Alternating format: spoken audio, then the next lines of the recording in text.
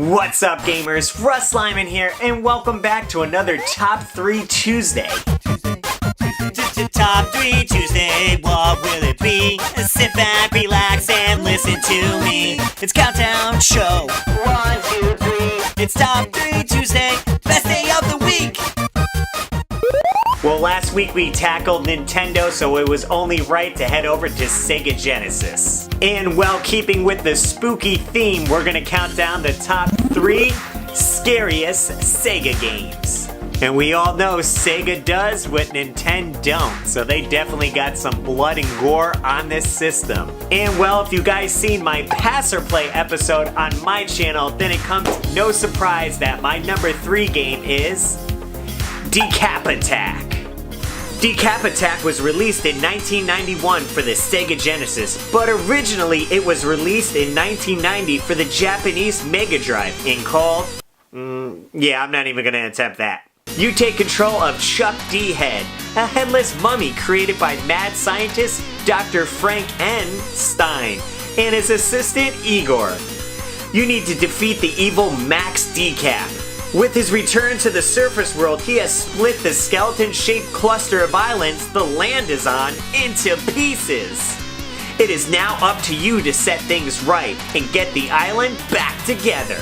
The controls of this game feel great and responsive. You attack with your torso, which also has eyes for some reason, and you can jump on your enemies, Super Mario style. You can break statues throughout the game to obtain potions, coins, or even find your skull head. And once you have this, you can now toss it like a projectile. And much like a boomerang, it always comes back to you. The music in this game is awesome and really gets you pumped up to keep playing. I definitely caught myself bobbing my head while playing this. The levels in this game are great and they have their own feel to it. There are even a few parts where Chuck goes underwater, really reminding me of Super Mario World.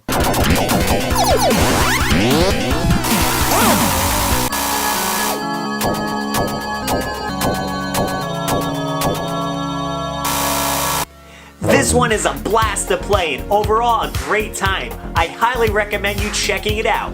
Now, if we're going to talk about Sega Genesis and Halloween games, well, this one has to make the list.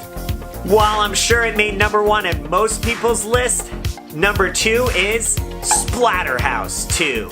This game was released in 1991, and in 2008 you could get it on the Wii Virtual Console. Fun fact, it was the first and only ESRB M-rated game on there. Picking up 3 months after the events of the first game, you take control of Rick, who's trying to save his beloved girlfriend Jennifer. The mask is calling him back to the house, and this is where the gameplay starts. This is a beat-em-up style game, and beat 'em up you certainly do, right into the ground. The exploding body parts in this game are so gory and awesome at the same time.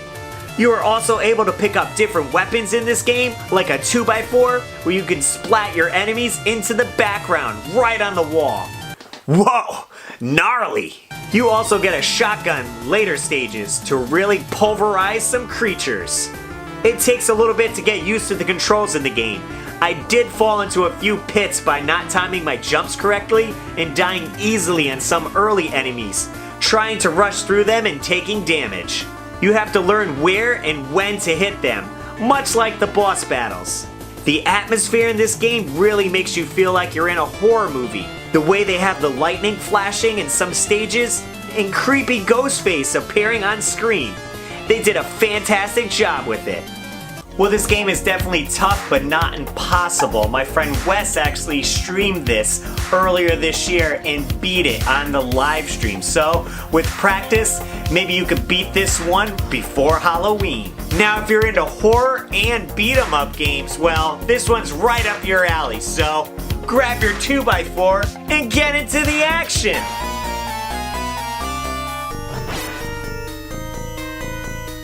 I also think it's kind of funny when I cosplay as my NES Jason, people confuse me and think I'm Rick from Splatterhouse. I don't know.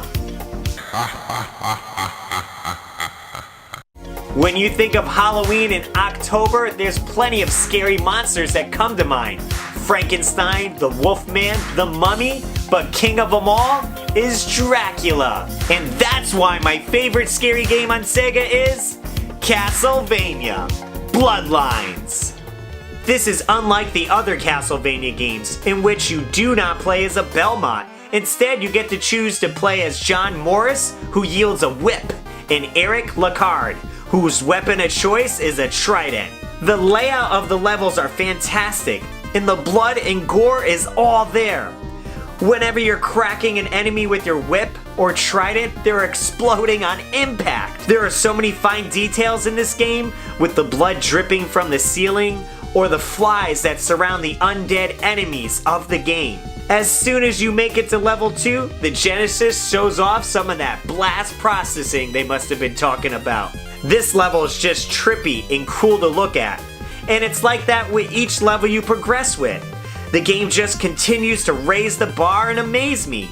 I came to an area where the gap was too big for me to cross, and wouldn't you believe it, my man John could use his whip Indiana Jones style and swing across.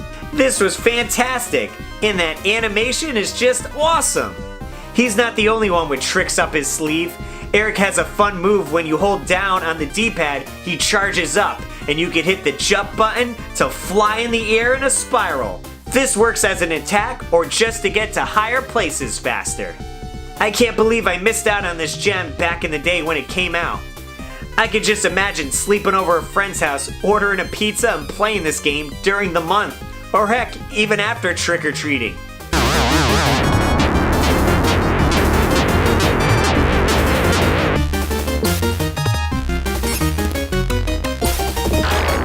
Well, I suggest tracking down a copy maybe at your next convention, borrow it from a friend, or dare I say, emulate this bad boy.